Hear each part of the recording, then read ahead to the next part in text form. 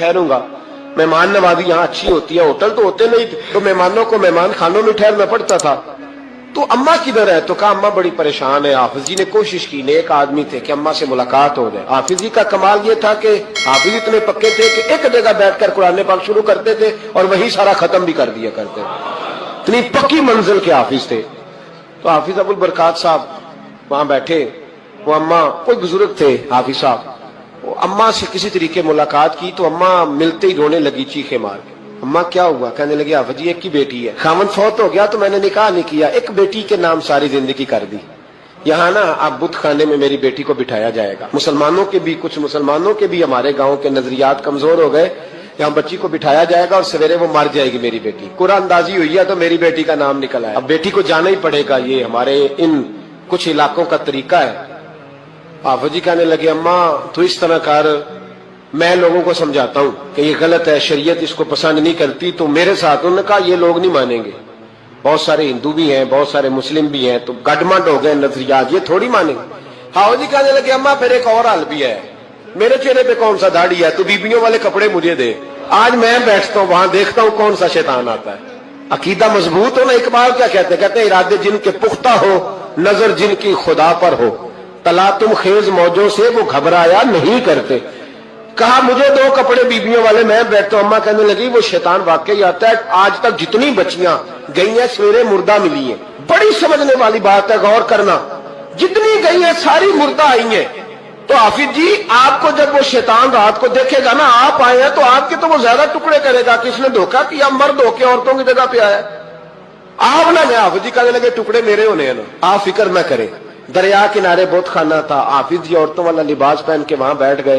हाफिज साहब कहते हैं 3 दफा मैंने रात को बाहर निकल के दरिया पे वुजू भी किया, सारी रात मैंने कुरान पाक पढ़ा, और जब फजर का वक्त हुआ तो बाहर निकल के मैंने अजान पढ़ी, लोग आए तो मैंने जमात कराई।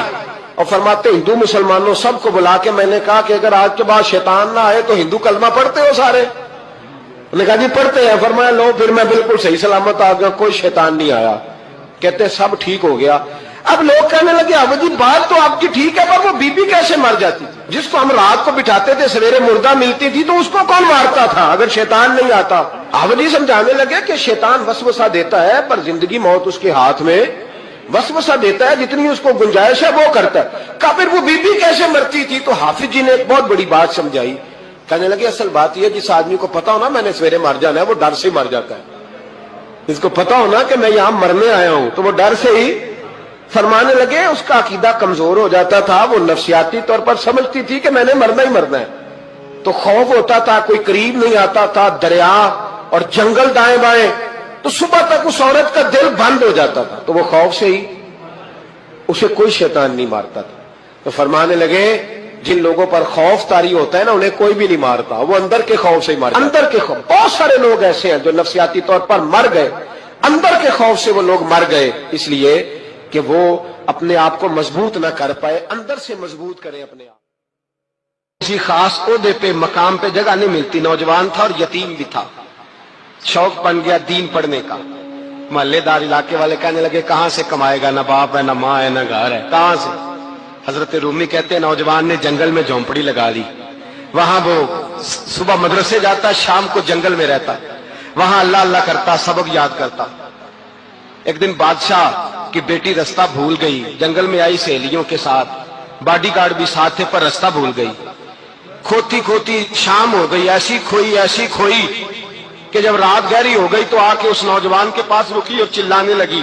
शेर के दहाड़ने की आवाज आती है, भेड़िए के बोलने की आवाज आती है। नौजवान अकेला, सहेलियां बिछड़ गई, गार्ड बिछड़ गए। कहने लगी मैं परेशान हूं, मुझे जगह मिल जाएगी। नौजवान कहता मैंने शहजादी देखी और मुझे भी पता था कि घर एक ही है, और रात को अंदर से दरवाजा भी बंद करना पड़ता है, जंगल जानवर भी आ जाते हैं। कहते मेरी छोटी सी कुटिया में, झोंपड़ी में वो आई, रो के कहने लगी सहारा कोई नहीं, अगर मैं पीछे निकलूंगी तो भेड़िए खा जाएंगे। कहते मैंने उसे जगह दे दी। अकेली औरत, चिराग जल रहा है, सबक याद कर रहा हूं। मेरे नबी पाक ने फरमाया जहां मर्द औरत अकेले हो तीसरा शैतान होता है। और शहजादी, वो बच्चा कहता है सबक याद करता रहा सारी रात। वो बच्ची को कहा सो जा, पर वो कहती है नींद मुझे भी कहां आई। ऐसे मौकों पर नींद, सारी रात सबक याद करता, थोड़ी थोड़ी देर के बाद चिराग जलता तो उस पर उंगली रखता, ہاتھ جلتا تو پیچھے کھینچ لے، پھر دوسری انگلی رکھتا تھوڑی دیر کے بعد، جلتا تو کھینچ لے، ہاتھ سارا جل گیا۔ صبح کرنیں چمکی تو کہنے لگا چل نکل جا، دوڑ جا، بس بڑا صبر کا امتحان ہو گیا، چلی جا۔ شہزادی باہر نکلی، سپاہی ڈھونڈ رہے تھے، بادشاہ خود جنگل میں نکلا ہوا تھا، میری بیٹی مل گئی۔ بادشاہ تنہائی میں جا کے کہنے لگا بیٹا میں دنیا کو بتاؤں گا کہ میری بیٹی کھوئی نہیں تھی، سپاہی ساتھ ہی تھے۔ یہ بڑا مشکل ہوتا ہے، بیٹی تو بھول کے بھی رات کہیں رہ پڑے تو لوگ جینے نہیں دیتے، تو بیٹا مشکل ہو جائے گا میرے لیے۔ کہاں تھی؟ اس نے کہا نیک نوجوان کے پاس۔ اس نے کہا بیٹا میں تو تیری بات مانوں گا پر دنیا نہیں مانے گی، اگر اس نوجوان نے کسی کو بتا دیا کہ تو اس کے پاس تھی تو پھر لوگ میرا جینا محال کر دیں گے، بیٹا میں مر جاؤں گا، میری مجبوری یہ ہے کہ وہ کہیں راز نہ اگل دے وہ نوجوان، اسے قتل کرنا پڑے گا۔ عورت نے منتیں کی، اس بیٹی نے کہا میرے موسم کو مارو گے، روئی، اور وہ کہنے لگا میں بادشاہ ہوں، میرا اپنا وقار ہے، میں اس کو چھوڑ نہیں سکتا۔ گرفتار کر لائے سپاہی، وقت طے ہو گیا سزا کا، اکیلے کال کوٹری میں رکھا گیا، جو اس کے خاص اعتبار والے تھے ان کی ڈیوٹی لگائی۔ بادشاہ نے بلایا طالب علم کو، آیا، عورت کہنے لگی، بیٹی کہنے لگی ایک دفعہ تو بلاؤ نا، ایک سوال بس پردے میں رہ کے پوچھنا ہے، اور پھر جو آپ کا جی چاہے، میرے محسن کو مارنا تو ہے تو مرضی آپ کی۔ سامنے کھڑا کیا، نوجوان پردے کے پیچھے، عورت کھڑی ہو گئی، بادشاہ بیچ بیٹھ گیا۔ بی بی کہنے لگی ساری رات بیدار میں بھی رہی، سویا تو بھی نہیں، وہ جو تو چراغ کے قریب ہاتھ لے جا کے جلاتا تھا وہ سمجھ نہیں آئی۔ نوجوان رو پڑا، کہنے لگا کیا کروں، میں نے رسول اللہ کا دین پڑھا ہے، کیا کروں، میں نے حضور کا دین پڑھا ہے، میں نے پڑھا ہے کہ زانی کو سب سے نیچے دوزخ کے سب سے نچلے درجے میں جلایا جائے، اسے جہنمیوں کا پیپ اور ریشہ پلایا جائے، گند کھلایا جائے، یہ روایتیں پڑھی ہوئی تھی۔ تھوڑی تھوڑی دیر کے بعد شیطان مجھے کہتا تھا بدکاری کر لے، میں اپنا ہاتھ اسی وقت جب شیطان مشورہ دیتا تو میں آگ پہ کرتا، میں کہتا اگر یہ برداشت ہو گئی تو وہ بھی ہو جائے گی۔ جب ہاتھ جلتا تو میں سمجھ جاتا نہیں تجھ سے تو یہ نہیں برداشت ہوتی تو وہ کیسے ہوگی۔ پھر مجھے شیطان مشورہ دیتا کوئی دیکھ نہیں رہا، تو بلانے نہیں گیا، خود آئی، میں دوسری انگلی لگا دیتا۔ میں نے ہاتھ جلایا اور میں سمجھ گیا جب چھوٹے سے چراغ کی اتنی سی شمع کی آگ نہیں برداشت ہوتی تو دوزخ کی کیسے برداشت ہوگی۔ کہتا میں باز آیا، بادشاہ نے یہ کہانی سنی، لفظ سنے تو چیخ مار کے رویا، کہنے لگا طالب علم تو میرے نبی کا سچا غلام ہے، اور میرے رسول کے جو سچے غلام ہوتے ہیں انہیں پھانسیاں نہیں دی جاتی، انہیں تخت پہ بٹھایا جاتا ہے۔ اب تجھے سزا نہیں ہوگی بلکہ میں اپنی بیٹی کا نکاح تیرے ساتھ کروں گا اور میرے بعد اس سلطنت کا بادشاہ بھی تو ہی بنے گا۔ اب وہ نوجوان وہاں نعرے لگا رہا ہے، کہتا لوگوں تم مجھے کہتے تھے دین سے کیا ملتا ہے، دین سے تو اللہ تخت و تاج بھی عطا فرما دیتا ہے۔ اگر نوجوان شرم و حیا والے بن کے رہے اللہ ساری عزتیں دے دے گا۔ دیکھیں نا اللہ کے فضل سے عزت ملتی ہے، اور جب کوئی عزت داروں جیسا کام ہی نہ کرے۔ ایک بات اور عرض کرنی ہے پر وقت تھوڑا رہ گیا۔ جوانوں، جس سینے میں دل ہوتا ہے وہ دھڑکتا بھی ہے، لیکن تجھے پتا نہیں کہ یہ کسی ماں کا بیٹا ہے، پتہ نہیں کسی بیوی کا شوہر ہے۔ ایک ہمارے دوست ہیں، بزرگ ہیں، ان کا داماد فوت ہو گیا، نشہ کرتا تھا، تو میں تعزیت کرنے ان کے گھر پہنچا تو کھڑے ہو گئے ہاتھ باندھ کے، کہنے لگے حضرت صاحب باقی ساریاں گلاں چھڑ دیو، صرف نشے تے تقریر کریا کرو۔ وہ جب جیتا تھا تو تب بھی اس کے بچے یتیم ہی تھے، یتیم ہی تھے۔ میری بیٹی جب میرے گھر آتی تھی اور میں اپنے پوتوں کے اترے کپڑے اسے پہننے کو دیتا تھا تو میرا کلیجہ پھٹتا تھا، اور میری بیٹی اس کی زندگی میں بھی بیوہ کی زندگی گزار رہی تھی، وہ میری بہوؤں کے اترے ہوئے کپڑے پہنتی تھی۔ کوئی دعا کرو، کوئی جلسے کرو، یہ لت ختم ہو جائے۔ اور کہنے لگا اب میرے وہ چلا تو گیا ہے، دادا دادی اس کے پہلے کوئی نہیں، چچا ہے کوئی نہیں، جب تک تو میں زندہ ہوں ان نواسوں کو کوئی روٹی کا لقمہ، کوئی کپڑا مل جائے گا، لیکن سوچتا ہوں میں بوڑھا ہوں، مر گیا تو ان کو کوئی پوچھے گا بھی نہیں، کون ان کی خبر۔ اتنا ظلم اس قوم سے، اتنی زیادتی، اور آرام سے لکھ کر لوگ گزر گئے کہ یہ 70 لاکھ ہے، ان کا درد تو سمجھو، تکلیف تو سمجھو۔ 7 فٹ کا سونا جوان اور نشے کا عادی ہے تو کسی نالی میں پڑا ہوا ہے۔ اور میں نے کہا اس قوم کے ساتھ اس سے بڑا بھیانک مذاق کیا ہوگا۔ کوئی دانشور تھا بڑا ظالم، اس ظالم سے کوئی مشورہ لینے آیا، اس نے آ کے کہا تو بڑا ظالم ہے، بڑے کڑوے مشورے دیتا ہے، میرا ایک دشمن ہے، میں اس سے بدلہ لینا چاہتا ہوں، میرا دل کرتا ہے اس کا بچہ قتل کر دوں تاکہ وہ تڑپے۔ تو ظالم نے کہا اسے قتل نہ کر، وہ تو اس کا باپ 2-4 مہینے رو کے چپ کر جائے گا، پھر میں سخت سزا دینا چاہتا ہوں، مشورہ دے۔ تو اس نے کہا اس کے بچے کو نشے پہ لگا دے، جس کا بچہ نشہ کرے گا وہ باپ روز مرے گا، روز جیے گا، وہ ماں روز مرے جیے گی، نشے پہ لگا دے۔ اس قوم کے ساتھ سب سے بڑا ظلم یہ ہوا کہ ملت کا جوان نشے پہ لگ گیا، ڈرگز پہ لگ گیا، اتنے تباہ حالات ہوئے کہ جوان چڑھتی جوانیاں، اماں نے کتاب دے کے بھیجا تھا اور کالج سے واپس آئے تو نشے کے ٹیکے ہاتھوں میں پکڑے ہوئے، ٹیکے۔ اور آپ کس ملک کے اسلام آباد میں ایک دن میڈیا نے وہ خبر بھی وائرل کی اور وہ چیز بھی دکھائی لوگوں کو، 3 مہینے کا بچہ لے کے نشئی سڑک پہ آ گیا، اس نے کہا میرا نشہ ختم ہو گیا، میرا بچہ خرید لو، 2 پڑیاں دے دو۔ تو وہاں بیبیاں جو سن رہی تھیں وہ بھی چیخے مار کے رو رہی تھی۔ یہ ظلم کیا اس قوم کے ساتھ، اور کرپشن کی لعنت نے اجازت دی سپلائی کرنے والوں کو کہ گلی گلی بیچے، گلی گلی۔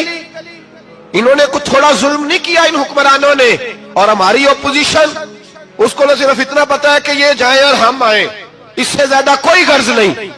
بھائی کرپشن کے خلاف نکلے ہو تم، نشے کے خلاف کس دن نکلو گے؟ جوئے کے خلاف کس دن؟ قوم تو مر رہی ہے نشے سے، اس کے خلاف میدان میں کب آؤ گے؟ صرف اتنا ہے کہ یہ جائیں اور ہماری باری آئے، اس سے زیادہ کچھ نہیں۔ جتنے مجرم وہ ہیں اتنے ہی تم بنتے جا رہے ہو، اس لیے کہ اصل بات پر نہ وہ آتے ہیں اور نہ اصل بات پر یہ آتے۔ بھائیو، میرے نبی پاک صلی اللہ تعالی علیہ وسلم، اور ایک اور تماشا ہے، یہ میرے پہ اللہ کا یہ احسان رہا، اس لیے نہیں کہ میں پرہیزگار آدمی ہوں، نیک ہوں، اس لیے نہیں، ویسے ہی اللہ بعض اوقات اسباب بناتا ہے، سبب بناتا ہے۔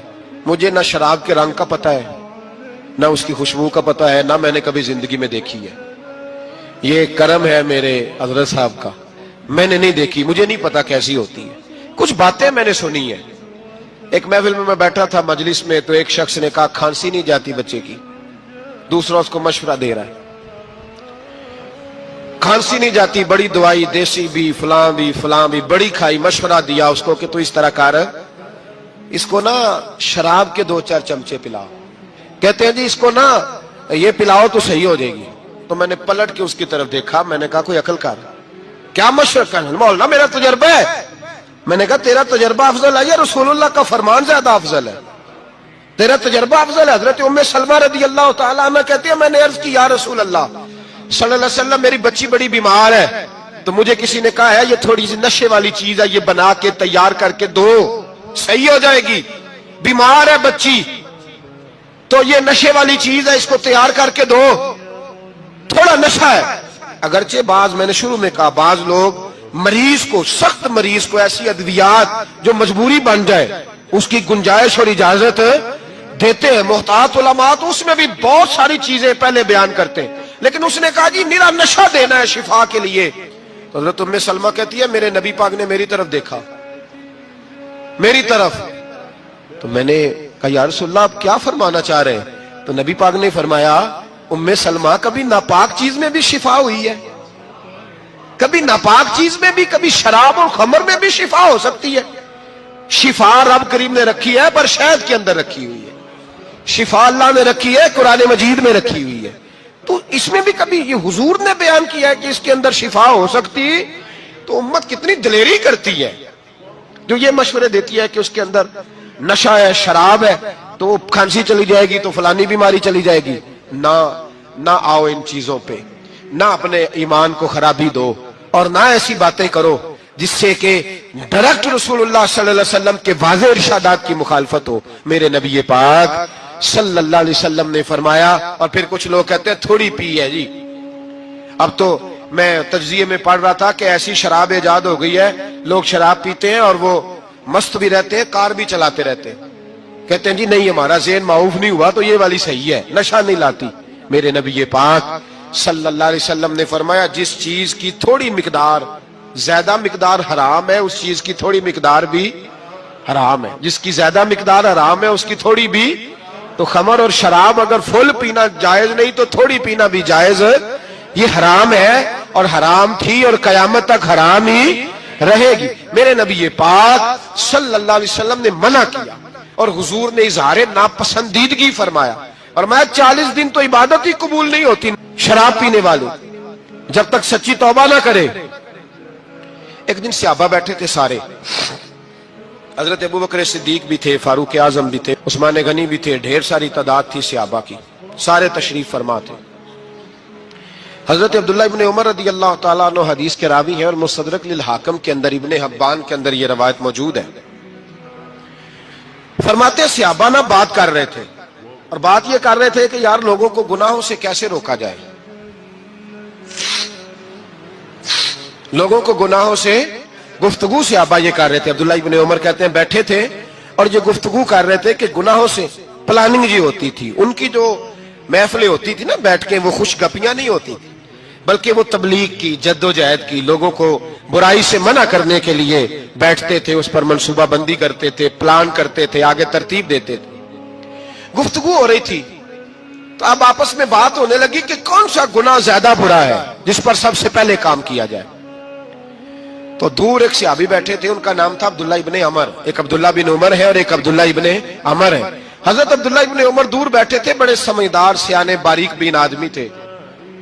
تو حضرت عمر فاروق اپنے بیٹے سے کہنے لگے جا عبداللہ ابن عمر سے پوچھ کے آ کہ سب سے سخت گناہ کون سا ہے۔ توجہ ہے میرے بھائیوں، ادھر دیکھیے گا میری جانب، پوچھ کے آ کہ سخت گناہ کون سا ہے۔ عبداللہ بن عمر رضی اللہ تعالیٰ عنہ کی خدمت میں جب عبداللہ ابن عمر گئے تو جا کے کہنے لگے کہ صحابہ پوچھتے ہیں کہ آپ نے زیادہ وقت گزارا ہے نبی رحمت صلی اللہ علیہ وسلم کے پاس، تو بتلائیے برا گناہ کون سا ہے، سب سے سخت گناہ، تاکہ سب سے پہلے اس پر پابندی لگائی جائے، اس پر محنت کی جائے۔ تو حضرت عبداللہ ابن عمر کہنے لگے صحابہ کو جا کے بتا دو کہ سب سے برا گناہ شراب پینا ہے، سب سے برا گناہ، اور یہ ام الخبائث ہے، برائیوں کی جڑ ہے، گناہوں کی ماں ہے، یہ بنیاد ہے، باقی گناہ اسی سے شروع ہوتے ہیں۔ کہتے ہیں میں نے آ کے بتایا تو حضرت ابوبکر صدیق رضی اللہ تعالیٰ عنہ سیدنا فاروق اعظم کہنے لگے خود جاتے ہیں، ان کے پاس خود جاتے ہیں، چونکہ ہم نے بات سننی ہے ہم خود جاتے ہیں اور ان سے جا کر کے سوال کرتے ہیں کہ اگر آپ کو اس تفصیل کا پتہ ہے نا تو اس کے پیچھے بھی کوئی تفصیل ہوگی جو میرے نبی پاک نے بیان کی ہوگی صلی اللہ تعالی علیہ وسلم، اس تفصیل کا بھی آپ کو پتا ہوگا جو نبی پاک نے بیان کی ہوگی، اس بات کے پیچھے جو بیک گراؤنڈ ہے، جو پس منظر ہے۔ فرماتے ہیں کہ ہم اٹھے، عبداللہ ابن عمر کے پاس گئے، ان سے جا کے پوچھا کہ جناب آپ نے یہ تو فرمایا ہے شراب ام الخبائث ہے، تو اس کے پیچھے پس منظر کیا ہے؟ تو عبداللہ ابن عمر کہنے لگے یہ میں نے اپنے پاس سے نہیں کہا، یہ میں نے نبی پاک سے سنا ہوا ہے۔ حضور سید عالم صلی اللہ علیہ وسلم بیٹھے تھے تو حضور نے فرمایا شراب یہ نشہ یہ برائیوں کی ماں ہے، اور پھر حضور نے ایک مثال بیان فرمائی۔ نبی رحمت علیہ السلام نے فرمایا بنی اسرائیل کا ایک واقعہ ہے، ایک خوبصورت جوان تھا، تو ایک عورت کا دل آ گیا اس پر۔ یہ یاد رکھ لیں، ہم لڑکوں کو منع کرتے رہتے ہیں لیکن ہمیں گھر کی بچیوں پر بھی توجہ دینی ہوگی، ہمیں ان کے فون پر بھی نگرانی کرنی ہوگی، ہمیں وہاں بھی غور کرنا ہوگا، اس لیے کہ اگر کوئی بچی گنجائش نہ دے تو میرا خیال ہے کہ لڑکا جرت کرنے کی طاقت نہیں رکھتا، تو وہاں بھی ان کی اماں سے کہے کہ پابندی لگائے، بچی کسی کا موبائل لے کر کے کہیں اس کو استعمال تو نہیں کر رہی، اس پودے پر بھی توجہ دے، درخت بننے سے پہلے اس کی بھی نگرانی کریں، یہ بھی بڑا ضروری کام ہے۔ عورت کا دل آ گیا تو نبی پاک علیہ الصلوۃ والسلام فرماتے اس نے کوئی بہانہ لگایا، کسی کو کہا کہ اس نوجوان کو بلا کے لاؤ، اس کو کہو کہ ہم نے کوئی گواہی لینی ہے تجھ سے۔ وہ نوجوان آیا، ایک کمرے میں داخل ہوا تو اگلے کمرے میں لے گئے، وہاں داخل ہوا تو اس سے اگلے کمرے میں لے گئی، وہ داخل ہوا تو اسی طرح 7 مکفل کمروں میں لے گئی۔ میرے کریم رسول میرے محبوب پاک علیہ السلام فرماتے ہیں، صحابہ کو سمجھا رہے ہیں میٹھے لب و لہجے میں، فرماتے ہیں جب سب سے پچھلے کمرے میں لے گئی تو ایک لڑکا بندھا ہوا تھا وہاں رسیوں سے، شراب کا پیالہ پڑا ہوا تھا، اور بی بی کہنے لگی کوئی گواہی شواہی نہیں لینی، تجھے اس لیے بلایا ہے کہ تیرے اوپر دل آ گیا ہے، اب میرے ساتھ منہ کالا کر۔ تو وہ جوان کہنے لگا نہیں، میں نے اپنے نفس کو پاک رکھا ہوا ہے، میری نظر بھی پاک ہے، دل بھی پاک ہے، اور اس کی برکت یہ ہے کہ رب نے میری روح کو بھی پاک رکھا ہوا ہے، تو میں یہ حرکت نہیں کر سکتا۔ پاک لوگ پلید کاموں کی جانب توجہ نہیں کرتے، میں یہ حرکت نہیں کر سکتا۔ اقبال نے اپنے بیٹے کو دعا دی تھی، اس نے کہا تھا حیا باقی نہیں ہے زمانے کی آنکھ میں، خدا کرے کہ رہے تیری جوانی بے داغ، خدا کرے کہ رہے تیری جوانی بے داغ۔ کہا میرے ساتھ منہ کالا کر، اس نے کہا میں نہیں کرتا۔ کہنے لگی چل پھر اس کو قتل کر، اس کو میں نے باندھا ہوا۔ اس نے کہا میں قتل کیوں کروں، میری کیا دشمنی ہے؟ کہا پھر شراب پیو۔ کہا میں شراب بھی نہیں پیتا۔ تو کہنے لگی اب تو میں نے تجھے اپنے چنگل میں پھانس لیا ہے، اب تو یہاں سے بچ کے جا نہیں سکتا، اور اگر تو باہر جائے گا تو میں شور کروں گی، لوگ جمع کروں گی، اس نے میری عزت آبرو پہ ہاتھ ڈالا ہے، تو بچ تو نہیں سکتا، ایک کام تو کرنا پڑے گا۔ محبوب فرماتے ہیں اس نوجوان نے سوچا کہ زنا بھی بہت بڑا جرم ہے، قتل بھی بہت بڑا گناہ ہے، چلو اب مجبوری ہے تو شراب پی لیتا ہوں۔ لیکن وہ سمجھا نہ کہ شراب تو بنیاد ہے۔ اس نے ایک پیالہ جو پیا، کہنے لگا ایک اور دے دو، دوسرا پیا تو کہنے لگا ایک اور دے دو۔ اب 3 پیالے 3 بوتلیں شراب جو پی چکا تو خماری چڑھ گئی۔ اب اس عورت کے قریب جانے لگا کہ میں تیرے ساتھ زنا کروں گا۔ اس نے کہا جب تک میں قریب نہیں آنے دوں گی جب تک تو اسے قتل نہ کرے۔ اس نے اسے قتل بھی کیا، زنا بھی کیا۔ تو محبوب فرمانے لگے یہ قتل اور زنا جو ہوا ہے تو یہ شراب کی وجہ سے ہوا ہے، گویا شراب وہ جرم ہے جو قتل بھی کرائے گی، جو زنا بھی کرائے گی۔ اور اگر آپ نشئی کو دیکھیں، اگر آپ شرابی کو دیکھیں تو کیا وہ ڈکیتیاں نہیں کرتا پھرتا، وہ چوریاں نہیں کرتا، وہ اپنی ہی ماں کا زیور نہیں بیچ آتا، وہ اپنی ہی بہن کا پڑا ہوا جہیز نہیں بیچ آتا، وہ اپنے ہی گھر میں ڈاکے نہیں ڈالتا، وہ اللہ کے گھر مسجد میں آ کر کے چوری نہیں کرتا۔ وہ صرف اس لیے کرتا ہے کہ یہ نشہ، یہ شراب، یہ ماں ہے گناہوں کی، یہ جڑ ہے۔